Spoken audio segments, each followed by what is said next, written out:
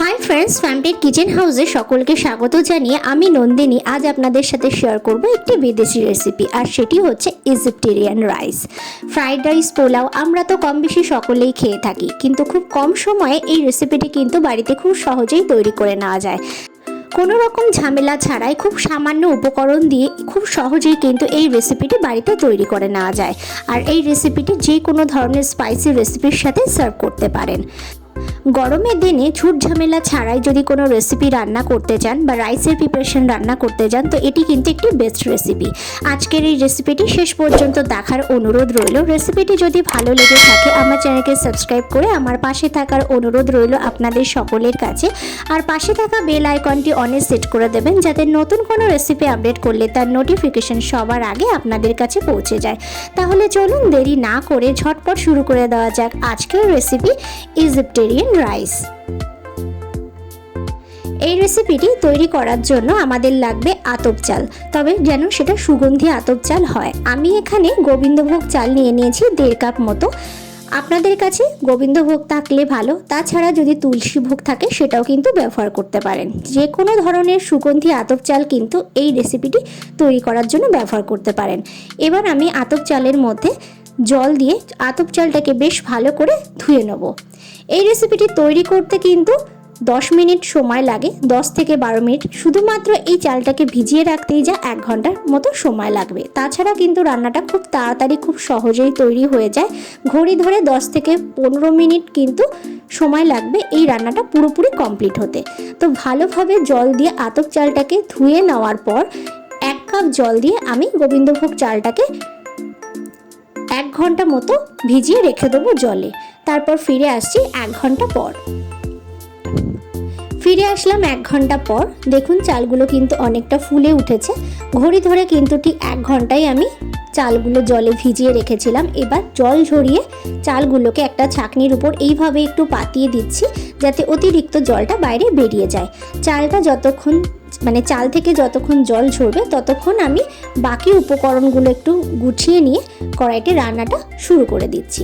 কড়াইতে অল্প পরিমাণে একটু সাদা তেল দিয়ে দিলাম। সাদা তেলটা বেশ ভালোভাবে গরম হওয়া পর্যন্ত অপেক্ষা করব।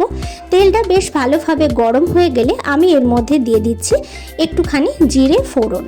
ফোড়নটাকে বেশ ভালোভাবে হতে দিতে হবে। যতক্ষণ না ফোড়ন থেকে খুব সুন্দর গন্ধ বের হতে শুরু করে ততক্ষণ পর্যন্ত নাড়াচাড়া করে ফোড়নটাকে হতে দিতে হবে। ফোড়নটা বেশ ভালোভাবে হয়ে গেলে আমি এর মধ্যে দিয়ে দিচ্ছি হাফ বাটি মতো সেমাই। সেমাইটাকে এই ফোড়নের মধ্যে বেশ ভালো করে নাড়াচাড়া করে লাল লাল করে ভেজে নিতে হবে। সেমাইটা বেশ ভালোভাবে লাল লাল করে ভেজে নেওয়ার পর যে চালটা আমি গোবিন্দভোগ চালটা ধুয়ে জল ঝরিয়ে রেখে দিয়েছিলাম সেই চালটাকে আমি এবার দিয়ে দিলাম। সেমাইয়ের সাথেও গোবিন্দভোগ চালটাকে বেশ ভালো করে একটু নাড়াচাড়া করে মিশিয়ে নিচ্ছি।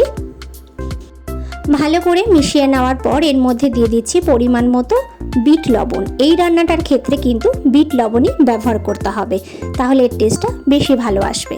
তো বিট লবণ দেওয়ার পর আমি এর মধ্যে দিয়ে দিচ্ছি 1 চামচ গোলমরিচের গুঁড়ো, দিয়ে দিলাম কিছু কিশমিশ, কয়েকটা কাজু বাদাম হাফ করে নিয়েছি। কাজু বাদামগুলোকে দিয়ে দিচ্ছি 1.5 চামচ মতো বাটার। এই সমস্ত উপকরণ দিয়ে আবারও চালটাকে বেশ ভালো করে ভাজা ভাজা করে নেব। গ্যাসের ফ্লেমটাকে হাইতে দিয়েই আমি চালটাকে বেশ ভালো করে ভাজা ভাজা করে নেব। ততক্ষণ পর্যন্ত ভাজবো যতক্ষণ না চালটা সম্পূর্ণভাবে ভাজা হয়ে ঝরঝরে হয়ে যায়। চালটা ভিজিয়ে রাখার ফলে চালের মধ্যে যে জল জল ভাবটা থাকবে সেই জল জল ভাবটা কিন্তু সম্পূর্ণ চলে যাওয়া পর্যন্ত চালটাকে নাড়াচাড়া করে ভেজে নিতে হবে। এই রেসিপিটি কিন্তু করতে একদমই বেশি সময় লাগে না। আমি আগেও বলেছি গরমের দিনে বেশি ঝামেলা জিনিস করতে কিন্তু একদমই ভালো লাগে না, তাই ঝটপট কিন্তু এই রেসিপিটি তৈরি করে নেওয়াই যেতে পারে। তবে আগের থেকে চালটাকে একটু ভিজিয়ে রাখতে হবে, যাতে করে এই রেসিপিটি একদম ঝরঝরে হয়, তাহলে খেতে কিন্তু ভীষণই ভালো লাগবে। আর যে কোনো ধরনের স্পাইসি রেসিপি কিন্তু এই রাইসের প্রিপারেশনের সাথে খুব ভালোভাবে যায়।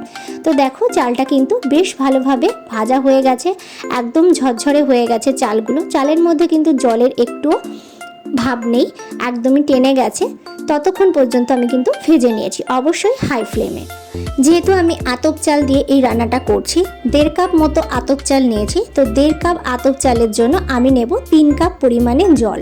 তবে আমি এখানে সম্পূর্ণ জল ব্যবহার করব না, জল আর দুধ মিশিয়ে ব্যবহার করব। তো সেই কারণে প্রথমে আমি দিয়ে দিচ্ছি 1/2 কাপ মতো দুধ, দিয়ে দিচ্ছি এবার 2 কাপ মতো গরম জল। জলটা দিয়ে একটু নাড়াচাড়া করে নেব, তা না হলে কিন্তু দলা পাকিয়ে যেতে পারে, তাই ভালো করে একটু নাড়াচাড়া করে মিশিয়ে দেবো। গরম জলই কিন্তু এখানে ব্যবহার করতে হবে, আর যে দুধটা ব্যবহার করলাম সেটাও কিন্তু গরম। এবার আমি দিয়ে দিচ্ছি 1/2 কাপ মতো ফ্রেশ ক্রিম, আর এই কাপটা ধুয়ে আমি আরও 1/2 কাপ গরম জল দিয়ে দিলাম। আমি এখানে 1/2 কাপ মতো দুধ আর 2 কাপ আর 1/2 কাপ মতো গরম জল ব্যবহার করেছি, মোটামুটি 3 কাপ দুধ আর জল মিলিয়ে কিন্তু আমি ব্যবহার করেছি। চাল যতটা ব্যবহার করবেন সেই অনুযায়ী কিন্তু জলটা ব্যবহার করবেন, তাহলে কিন্তু চালটা একদম ঝরঝরে হবে, চাল কিন্তু দলা পাকিয়ে যাবে না, তাই অবশ্যই জলের পরিমাণটা খেয়াল রাখবেন। ভালো করে নাড়াচাড়া করে মিশিয়ে দিয়ে গ্যাসের ফ্লেমটাকে একদম লোতে করে দিয়ে ঢাকা দিয়ে আমি 10 থেকে 12 মিনিট ওয়েট করব। তারপর ফিরে আসছি 10 থেকে 12 মিনিট পর, আর এই সময়ের মধ্যে কিন্তু আমি একটু নাড়াচাড়া করব না। ফিরে আসলাম পুরোপুরি 12 মিনিট পর। তো দেখো একদমই রেডি হয়ে গেছে, জলটা কিন্তু সম্পূর্ণভাবে টেনে গেছে। আমি নাড়াচাড়া করে একটু মিশিয়ে দিচ্ছি, গ্যাসের ফ্লেমটা কিন্তু একদম লোতেই রেখেছি। ভালো করে নাড়াচাড়া করে একটু মিশিয়ে দিচ্ছি।